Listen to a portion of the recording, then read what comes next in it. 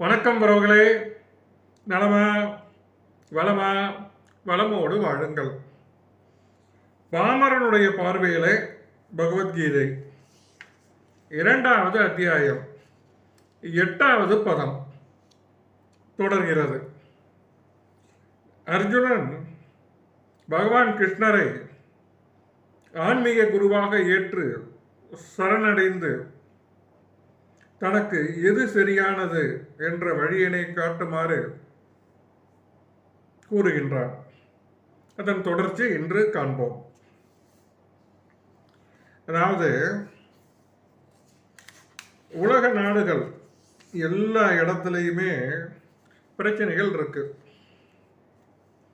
பொருளாதார முன்னேற்றம், செல்வத்தை சேர்த்து வைக்கிறது, இதெல்லாம் பௌதீக சிக்கல்களுக்கு தீர்வு கொடுக்காது.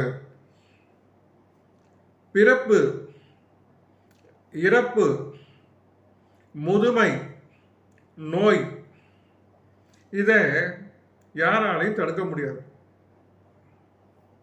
வாழ்க்கையில நீங்க எப்படிப்பட்ட வசதி வேணாலும் வச்சிருக்கலாம். உலகில் பொருளாதாரத்தில் மிக வளமான நாடுகளும் இருக்கு. அங்கேயும் பிறப்பு இருக்கு, இறப்பு இருக்கு, முதுமை இருக்கு, நோய் இருக்கு. வாழ்வியல் துன்பங்கள் அங்கேயும் இருக்கு. அப்ப இதெல்லாம் பிரச்சனையை தீர்த்துருமா? நிச்சயமா தீர்க்காது. குடும்பம், சமூகம், நாடு, உலகம், எது சார்ந்த விவரமா இருந்தாலும் சரி, அங்க கவலைகள் இருக்கத்தான் செய்யும். பொருளாதாரம் வாழ்க்கையை முன்னேற்றலாம், வசதி வாய்ப்பை கொடுக்கலாம். ஆனா அதெல்லாம் தீர்ந்து போச்சுன்னா ஹீரோவே ஜீரோ ஆயிடுவான்.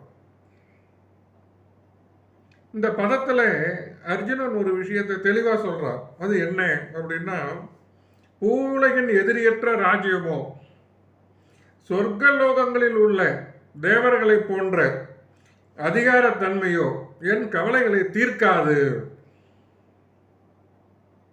கடந்த பதத்தில் பார்த்தோம், எதிரிகளே கண்ணு கெட்டிய தூரம் வரை இல்லை அப்படிங்கிற நிலை இருந்தாலும் என்னுடைய கவலை தீராது. ஏன்னா யாருமே இல்லாத இடத்துல நாட்டை ஆண்டு என்ன பண்றது? அந்த கவலை. இதிலிருந்து விடுபடணும் அப்படின்னா சீட பரம்பரையில் ஆன்மீக குருவை அடைய வேண்டும். அதனாலதான் கிருஷ்ண உணர்வுல இருக்கக்கூடிய ஆச்சாரியனை பெற வேண்டும் அப்படின்னு கடந்த காணொலியில பார்த்தோம். இங்கே பகவான் கிருஷ்ணரே இருக்கிறதுனால அவர்கிட்டே தஞ்சமடைந்தான். அதன் காரணமாகத்தான் எப்படிப்பட்ட நிகழ்வாக இருந்தாலும் அதிலிருந்து மீண்டு வரலாம் அப்படிங்கிற நம்பிக்கை அவனுக்கு துளிர் விடுகிறது. அது மட்டும் இல்லை, பகவத்கீதை இன்னொரு விஷயத்தை ரொம்ப தெளிவுபடுத்துது. புண்ணிய செயல்களின் பலன் தீர்ந்தவுடன் இன்பத்தின் உச்சியில் இருந்து கீழ்த்தரமான வாழ்விற்கு விழுகின்றனர் அப்படிங்கிறத ரொம்ப தெளிவா பகவத்கீதை எடுத்து காட்டியிருக்கு. இது அரசியல்வாதிகள், திரைப்பட நடிகர்கள், இது போன்று புகழின் உச்சியில் இருக்கிறவங்களுடைய நிலை ஒரு காலகட்டத்தில் மாறும் பொழுது அவங்க எங்க இருக்காங்கன்னே தெரியாது.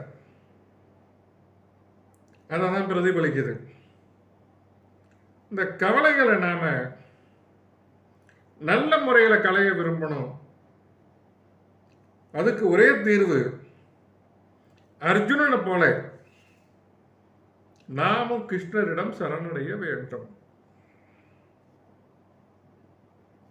அர்ஜுனன் தனது பிரச்சனைக்கு நிச்சயமான தீர்வினை அடைவதற்காக கிருஷ்ணரை அடைகிறான்.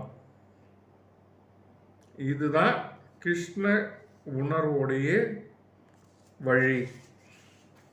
ஏன்னா நம்ம பிரச்சனைகளுக்கு தீர்வே கிருஷ்ண உணர்வுல தஞ்சமடைகிறதா தான் இருக்கு. அதிலும் குறிப்பாக யார் ஆன்மீக குரு அப்படிங்கிறத பற்றி கடந்த காணொலியில் பார்த்தோம். இந்த பதத்துடைய முழு தன்மையும் ஆன்மீக குருவுடைய தகுதி என்ன அப்படிங்கிறத தான் விளக்குது. வேத ஞானத்தை கற்றறிந்த பண்டிதராக இருந்தாலும்,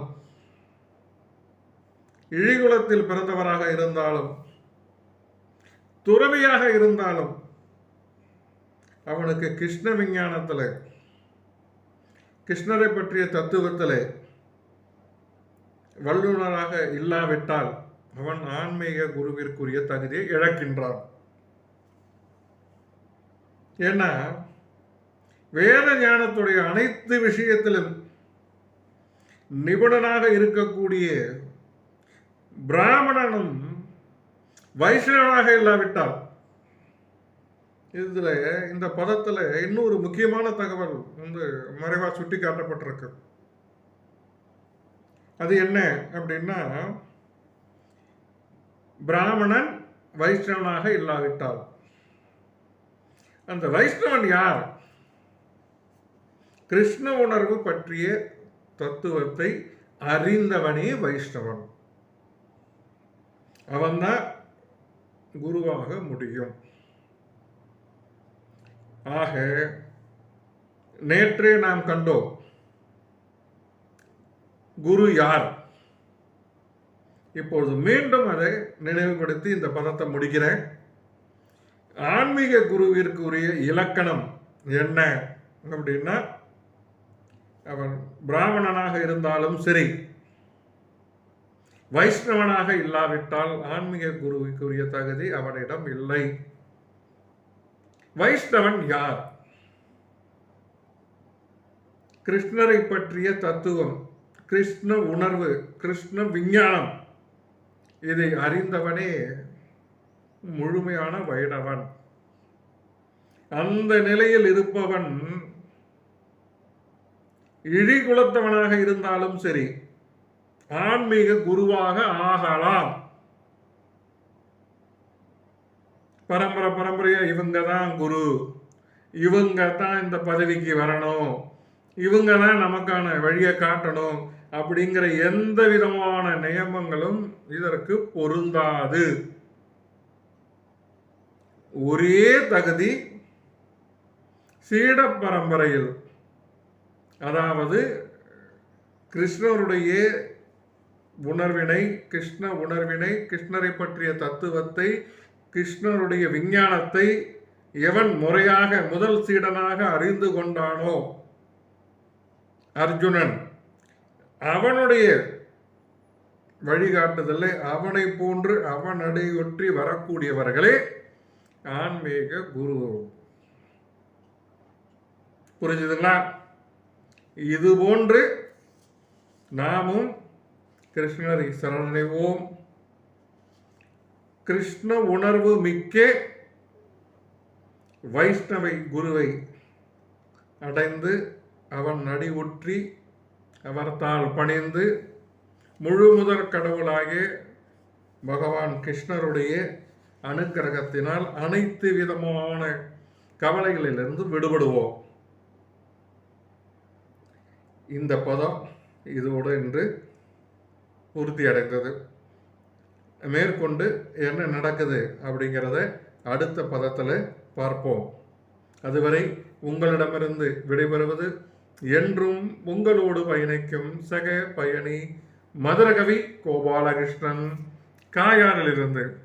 உங்களுக்காக நான் என்றும் உங்களோடுதான்.